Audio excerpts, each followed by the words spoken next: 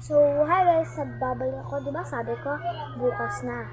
Pero, na-pull na yung cellphone ko eh. Kaya ayan, nag-vlog na ulit ako. Wala pa akong bihis ka eh. Kasi, kanina lang kasi yun. Of course, nagbihis na talaga ako guys. Oo, nung nag-vlog ako kanina. Nagbihis ako nun. Dito ako sa kwarto ng tita.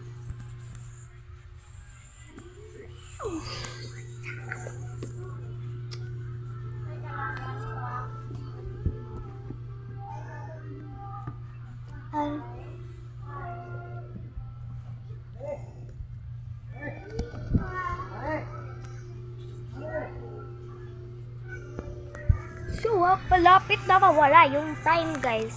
Sa video lang ako